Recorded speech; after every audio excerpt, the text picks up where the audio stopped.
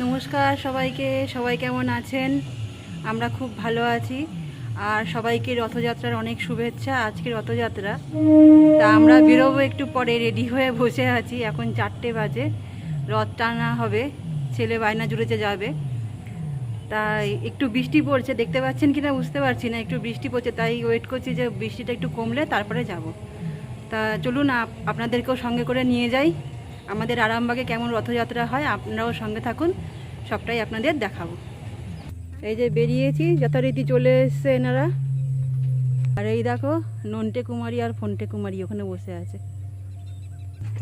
কালা কালা জিলাপি আনবো, চলো। এখন একটু বৃষ্টি কমেছে, আবার রোদ্দুর উঠেছে। দূরে দেখো মেঘ কিন্তু ধরে আছে, তো আমরা বেরিয়েই পড়লাম, না আর বেরোনো হবে না। যেখানেই যাই না কেন আমাদের এই একটা ঝামেলা, রেল লাইন টপকে তারপরে রাস্তায় যেতে হয়।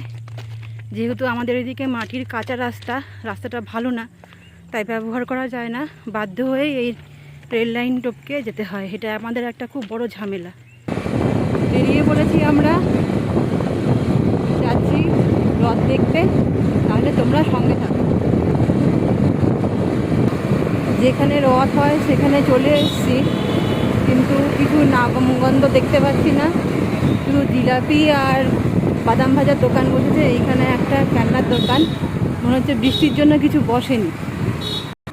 এই দেখো রথ এখানে দাঁড় করানো রয়েছে, কিছুই হয়নি এখনও, বলতে দেরি আছে, সেই 5:30 6টা, এখন তো সবে 4:30 বাজে। তাই আমরা চলে যাচ্ছি।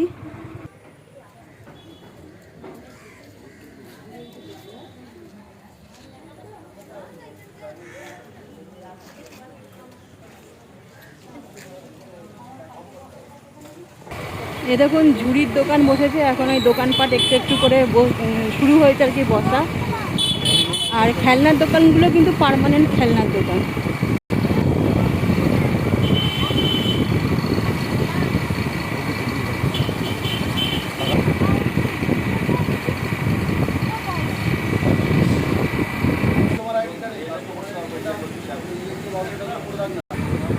জিলাপি নেওয়া হয়ে যাচ্ছে, এখন যাচ্ছি শ্বশুরবাড়িতে।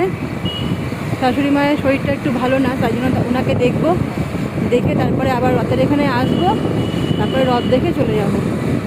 তাহলে ভিডিওটা আর বেশি বাড়াচ্ছি না। তোমাদের যদি ভিডিওটা একটুও ভালো লেগে থাকে তাহলে আমার চ্যানেলটিকে সাবস্ক্রাইব করো, ইউটিউবে আর ফেসবুকে ফলো করে নিও। আর আমাদের আরামবাগে সেরকম একটা রথ হয় না, মানে চুঁচুড়া, চন্দননগর বা শ্রীরামপুরে যেরকম রথ হয়, একটা মেলা টেলা বসে, বিশাল একটা ব্যাপার।